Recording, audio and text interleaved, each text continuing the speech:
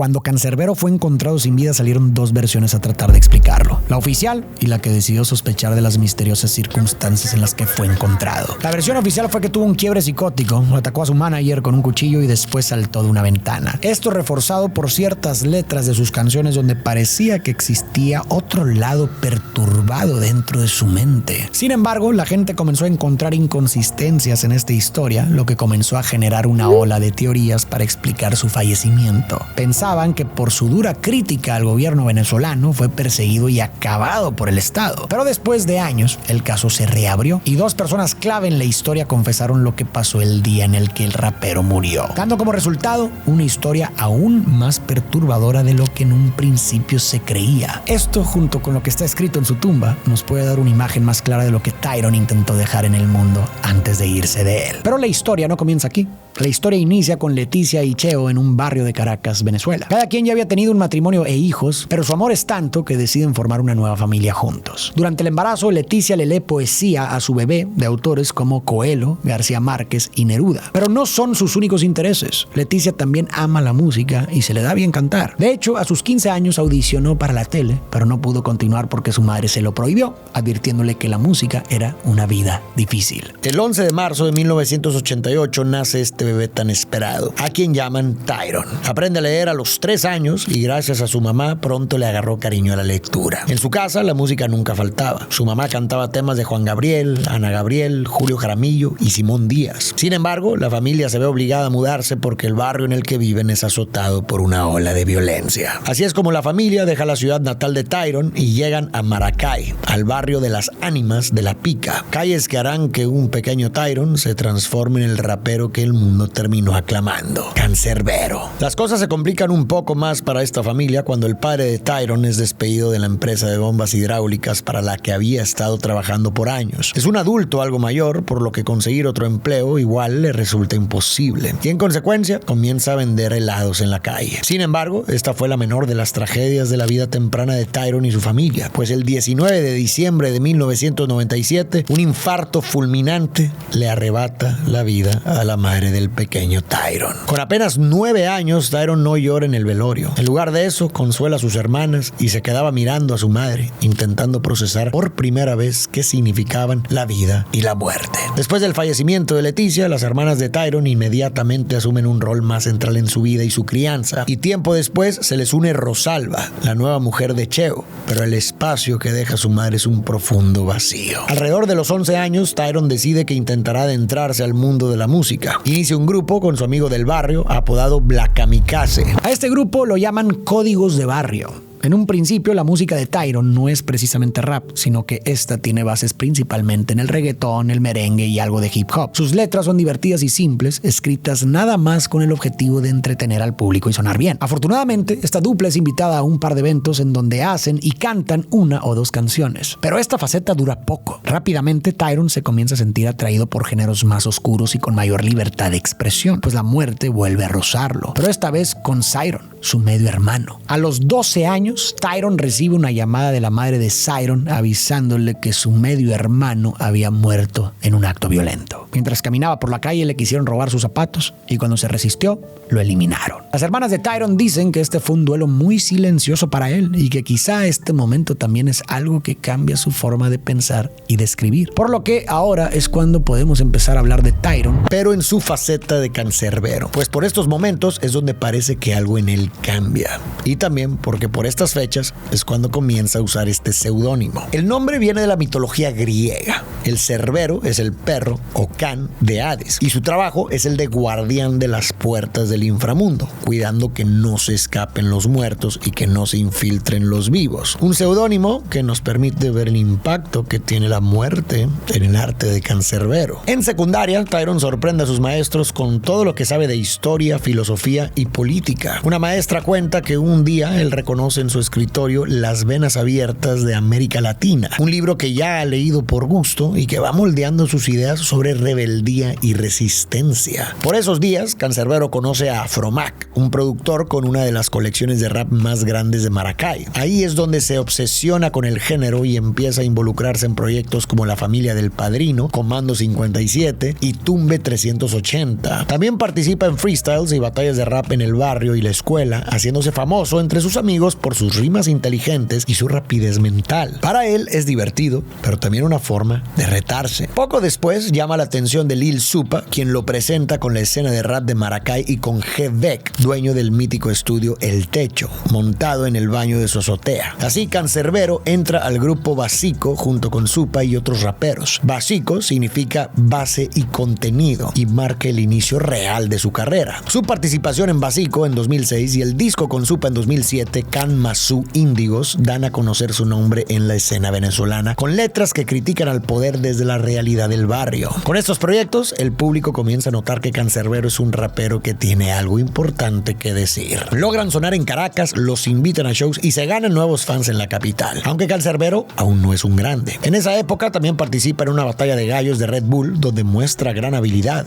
pero pierde en la primera ronda. Aunque Canserbero ya es conocido en el barrio por sus freestyles, empieza a tomar otras decisiones y a dividir su tiempo. Ese año se mete a estudiar Derecho y consigue trabajo en un restaurante de pollo frito, luego en Benirauto, donde trabaja como traductor de inglés. Sube su música gratis a internet y los pocos shows que tiene no le alcanzan para vivir, así que el trabajo en Benirauto le ayuda a independizarse de su padre, con quien ya había estado teniendo algunos roces por no entender su pasión. Aunque a causa del estudio y los trabajos le queda muy poco tiempo para el rap, Tyron consigue hacerse un espacio para seguir sus metas artísticas. Y en 2008 publica Nuestra Doctrina No Es Un Dogma, es una guía para la acción. Su primer mixtape completamente solista. Este disco tiene varias canciones destacadas donde podemos ver su marcado estilo de crítica social. En Guía para la Acción, Canserbero canta: debemos conocer las leyes, saber quiénes quieren mejoras y quiénes quieren ser reyes. En Cambiate dice: cambiar al mundo no depende de esos títeres que roban al pueblo y que el pueblo llama líderes. Y más famosamente, nunca habrá revolución sin evolución de conciencias. Depende de ti la diferencia. Estas, junto con Advertencia y Canción de la Prisión, son canciones que critican explícitamente al gobierno de Venezuela, sus líderes e instituciones, al mismo tiempo que definen la revolución como una que involucra forzosamente cambios de conciencia o no funciona. Si tú no cambias, nada cambia. Esta opinión cobra más fuerza viniendo de alguien que creció viendo cómo su país cambiaba de rumbo una y otra vez. Antes de que Tyron naciera, Venezuela ya había pasado por crisis y protestas, y durante su vida vio a presidentes llegar con promesas de revolución, gastar la bonanza petrolera en programas sociales y con el tiempo ver al país irse en declive. Mientras el gobierno hablaba de cambios, la realidad en las calles se ponía cada vez peor. El problema es que esto no le está ganando muchos amigos. Sus hermanas y amigos han dicho en algunas entrevistas que entre más personas escuchaban su música, más amenazas recibía, pero nunca han dado nombres específicos, algo que será importante más adelante. Aunque este disco tiene un tremendo éxito con sus fans y los fans del género, Nuestra Doctrina No Es Un Dogma es publicado completamente gratis en internet, así que no le paga un centavo a Canserbero, quien sigue trabajando en Benirauto por lo pronto. Alrededor de estos tiempos es que Tyron conoce a Capú, un productor de beats con quien empieza a colaborar para su próximo disco. Tienen una dinámica que consiste en que el productor le manda música y Canserbero va después del trabajo al techo a trabajar sus rimas. Pero desgraciadamente, entre 2009 y 2010, Venezuela es sacudida por 4 terremotos de más de 5 puntos en la escala de Richter, 3 de los cuales golpearon el estado de Aragua, en donde está Maracay, y aunque en ninguno hubo fallecidos, Canserbero bromeaba con Capú y G-Beck sobre dejar la vida en este disco, porque en cualquier momento podrían quedar sepultados bajo escombros. En este contexto, en el 2010 se publica Vida, el primer álbum de Canserbero, un disco hecho para la gente, que alienta a la superación personal, a la colaboración humana y que demuestra que dentro de esos ojos verdes hay un alma que tiene muchos sentimientos por expresar. La portada original de este disco es un collage de fotos de Tyron con sus amigos, familia y demás aspectos que conforman su ser. Vida tiene quizá una de las canciones más populares de Canserbero,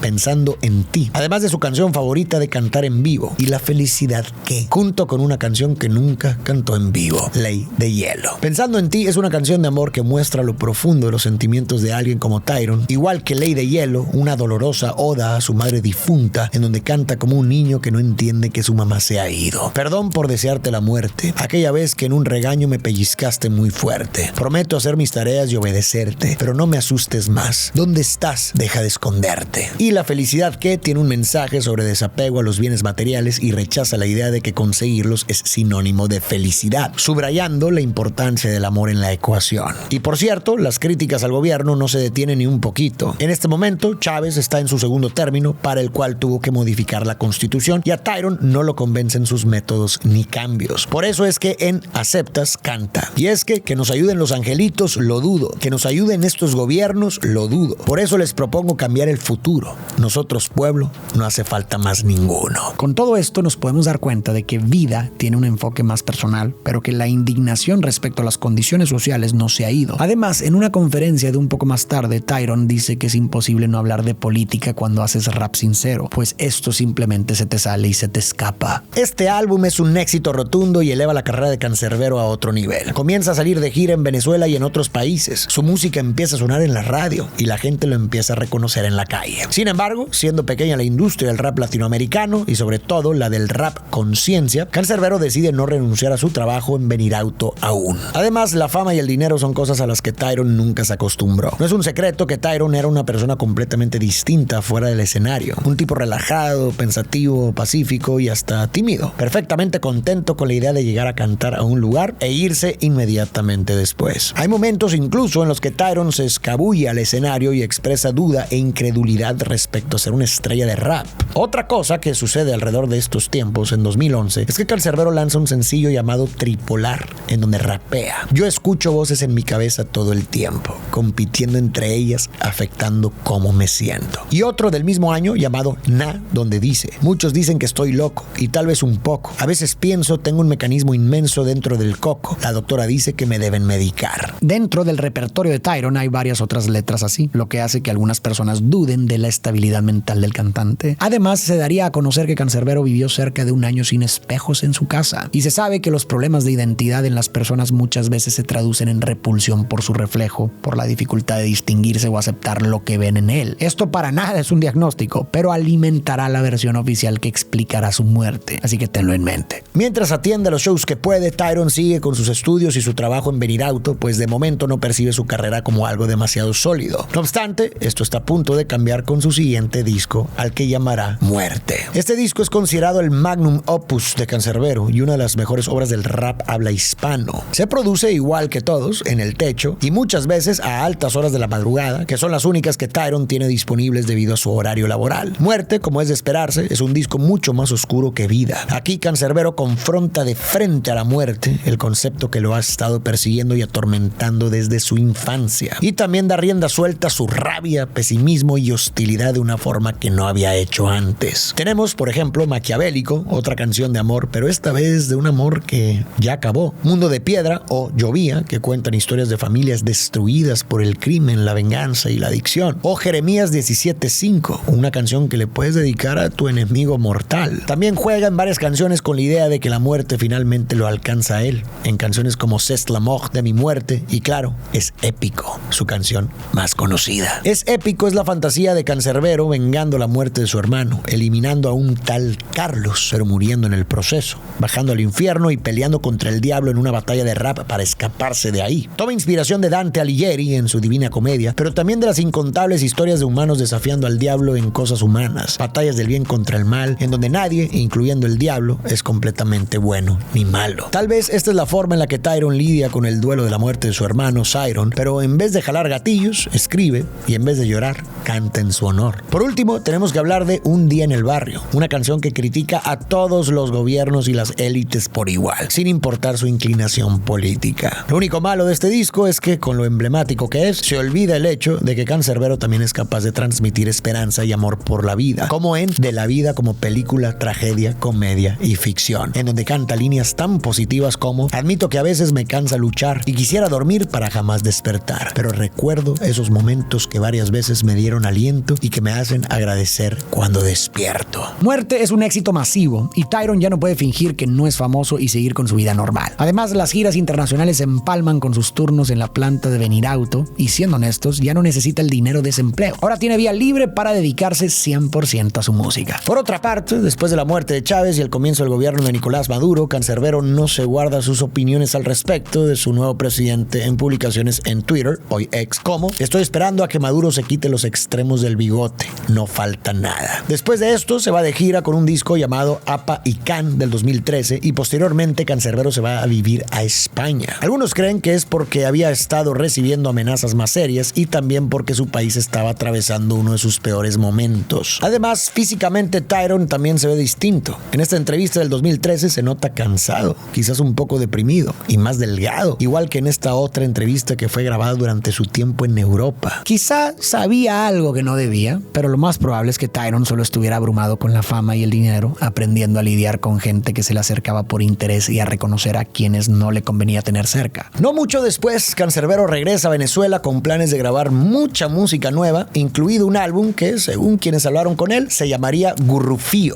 Es posible que en este disco colaborara con Carlos Molnar, su manager desde hace un tiempo, quien por cierto está casado con una mujer llamada Natalia, pero digamos que entre Molnar, Natalia y Tyrone comenzaban a haber ciertos roces. Sin embargo, y tristemente, este álbum jamás vería la luz del día, debido a que un 20 de enero del 2015, Canserbero es hallado muerto frente a un edificio departamental llamado Camino Real, en donde vivían Carlos Molnar y su esposa Natalia. Dentro del departamento del piso 10 se encuentra el cuerpo de Carlos apuñalado 17 veces, y la única testigo de los hechos es Natalia. Los medios de Maracay saben bien quién es Canserbero, así que inmediatamente persiguen la noticia y reportan sus hallazgos, pues la policía de Aragua no da ninguna declaración concreta. Sin embargo, Guillermo, el hermano de Natalia, sí tiene mucho que decir y le da a los medios la historia que buscan. Según él, Tyrone sufría periódicamente de episodios de severa depresión y diversas otras crisis de salud mental, y por eso, como usualmente lo hacían, Molnar y Natalia lo dejaron quedarse en su departamento para que no estuviera solo. Luego, en algún punto de la noche, Molnar le dice a Natalia que Tyrone está alucinando, comportándose de manera extraña. Así que Natalia se pone a googlear qué hacer para ayudar a un individuo esquizofrénico mientras Molnar se va a hablar con él. Sin embargo, mientras Natalia investiga, empieza a escuchar un escándalo en la cocina, así que llama a la policía, pero es muy tarde. El escándalo resulta ser el asesinato de su esposo a manos de Tyrone, seguido de su autoeliminación, arrojándose desde la ventana de la cocina. Esta narrativa le da la vuelta al mundo, y aunque la familia de Tyrone sale a disputarla poco después, diciendo que él nunca había exhibido ningún síntoma de esquizofrenia ni nada parecido, la fiscalía venezolana ya está investigando esto como un homicidio y no hay nada que puedan hacer. Pero hay demasiadas cosas que no cuadran. Incluso en el caso hipotético de que Tyrone hubiera estado teniendo un episodio psicótico incontrolable. Primero, la ventana por la que se supone que Tyrone se habría arrojado es una ventana hecha de persianas de cristal, láminas segmentadas que pueden abrirse y cerrarse. Estas persianas habían sido quitadas con cuidado de las rendijas, lo cual es completamente incongruente con el comportamiento de alguien que está desesperadamente buscando quitarse la vida. Esto sin mencionar que estas persianas estaban puestas otra vez en las rendijas para cuando la policía hizo su reporte del sitio del crimen. Segundo, el cuerpo de Tyrone estaba demasiado lejos de la ventana. Ese lugar de impacto no concuerda con el de alguien que se deja caer al vacío, pero sí con el de alguien que fue empujado o arrojado hacia su muerte. Tercero, no hay rastros de sangre de Molnar en el cuerpo de Tyrone ni en su ropa, lo cual es bastante extraño, tomando en cuenta que supuestamente lo apuñaló 17 veces. Y quizá la más importante, Tyrone tenía 2 heridas de puñaladas en el costado. Aparte de todo, a esto le podríamos sumar datos en general sospechosos, como que las cámaras de seguridad estaban apagadas, que del departamento de Tyrone hacía falta el dinero de las giras más recientes, o que Natalia Méstica prácticamente huyó del país y se fue a Chile después de este suceso. Pero a pesar de todo, en menos de un año, la Fiscalía de Venezuela considera el caso un homicidio-suicidio. Para la familia y varios de los fans de Canserbero, el resultado de estas supuestas investigaciones son una falsedad descarada, pero con los meses y años, la narrativa empieza a ser aceptada por el público en general. Y a ver, no es del todo descabellado pensar que Canserbero pudiera haber tenido un diagnóstico como esquizofrenia. Aunque en el pasado supuestamente no haya demostrado ningún síntoma, la esquizofrenia muchas veces es diagnosticada entre los 16 y los 30 años a partir de un primer brote psicótico, como pudo ser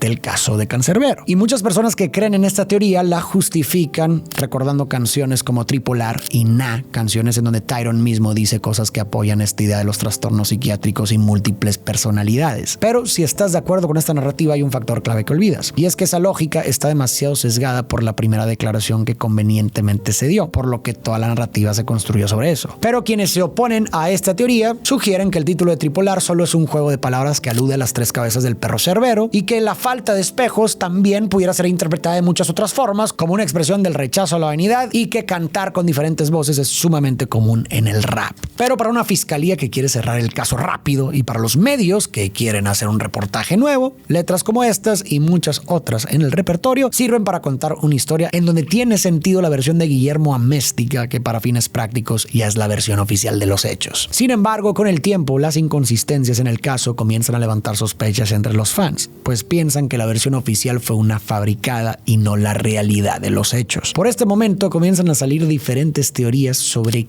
quién eliminó a Cancerbero y por qué. Se dice que Cancerbero pudo haber robado dinero de otros artistas durante su gira por México y que lo que pasó fue un ajuste de cuentas. Otra teoría dice que después de que Tyron lo despidiera como manager, Capú planeó todo para quedarse con las regalías de la música, y la que recibió más aceptación es la idea de que Tyron estaba en la mira de fuerzas políticas desde que empezó a criticar abiertamente a la gente en el poder y a señalar cosas como la corrupción, el crimen, la avaricia y la guerra. Aunque él obviamente no tuviera ningún interés en ser autor de un golpe de estado con sus letras, podría inspirar a quienes sí, o enseñar a una generación cómo estar consciente del control de los líderes de pensamiento. En ese sentido, la teoría argumenta que Cancerbero fue eliminado para mandar el mensaje de: si podemos deshacernos de él, ¿tú crees que estás a salvo? Por casi 10 años hubo un debate entre la versión oficial y estas teorías, pero en el 2023 Tarek Williams, ahora fiscal general de Venezuela, lanza una investigación que arroja luz sobre el caso. El 26 de diciembre de ese año, Natalia Améstica y su hermano son grabados confesando la nueva versión oficial de los hechos y contando que lo que sucedió, según ellos, fue lo siguiente. Tras las giras por Chile y Argentina, Natalia quiso que le pagaran por la organización y los vuelos, pero Molnar se negó. Poco después, Tyron le dijo que ya no quería que lo representaran ni que fuera a sus conciertos, pues su forma de trabajar le resultaba abrumadora. Natalia decidió vengarse. La noche del 19 de enero de 2013, Tyron se quedó en el departamento de Molnar y Natalia porque en el suyo no había luz. Natalia vio ahí su oportunidad. Mientras Molnar y Tyron conversaban, Natalia vació 2 ampolletas de un sedante llamado Alpram en una jarra de té que le sirvió a ambos. Después, los dos bebieron varias tazas. Natalia regresó a la cocina a preparar la cena. En eso, Molnar entró ya un poco adormilado por el sedante, y al ver eso, Natalia aprovechó para apuñalarlo en la yugular, la espalda y el brazo. Y en consecuencia, Carlos Molnar muere. Tyron, aunque ya bajo los efectos del Alpram, pudo ver lo que acaba de pasar, pero justo antes de que le pasara a él también, se queda dormido. Natalia luego lo apuñala 2 veces en los costados, eliminándolo. Después llamó a su hermano Guillermo, quien llegó con 3 agentes del SEBIN, a los que les pagó $1,000 a cada uno para encubrir el crimen. Entre todos apuñalaron el cuerpo de Molnar 14 veces más y le colocaron otras 2 puñaladas a Tyron, además de un golpe en la cara con un tubo, de forma que las heridas de ambos concordaran con la historia de un enfrentamiento en medio de un ataque de rabia. Luego arrojaron el cuerpo de Tyron por la ventana. Guillermo se bañó y se cambió, mientras Natalia hizo lo mismo antes de salir a pedir ayuda a los vecinos. Cuando la policía llegó, Guillermo regresó y sobornó a los agentes con $10,000 para arreglar la escena. Más tarde dio a los medios la versión de los hechos que habían planeado. El resto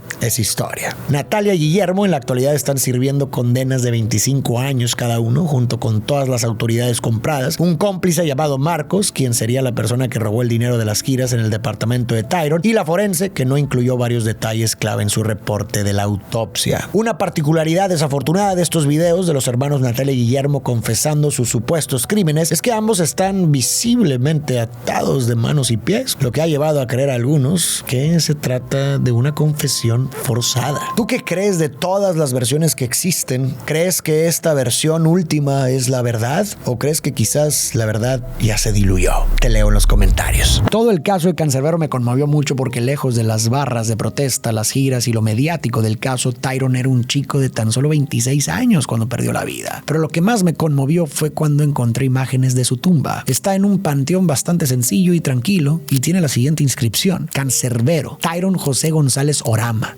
ni más ni menos. Muchos lo han vuelto casi un mito, lo han puesto en un pedestal por sus letras de protesta y por las circunstancias alrededor de su muerte. Pero esa frase en su lápida, para mí, lo dice todo. Nos recuerda que antes de ser Cancerbero, Fue Tyron, un estudiante, un hijo, un hermano, un amigo, un trabajador, un chico de 26 años que se atrevió a seguir su pasión y buscó motivar a otros a buscar un cambio. Pero a final de cuentas, un humano como todos nosotros, ni más ni menos. Con esa frase pareciera decirnos que no hace falta ser alguien extraordinario para hacer cosas extraordinarias, que desde la trinchera de cada quien, desde nuestras voces, nuestras pasiones y nuestras acciones, podemos buscar un cambio en lo que creemos que debe cambiarse. Al final, eso era él, una persona más con miedos, sueños y contradicciones que intentó aportar algo al mundo con lo que tenía. Y más que en cualquier verso de cualquiera de sus canciones, quizás en esa sencilla tumba está el mensaje más importante que nos dejó, ni más ni menos.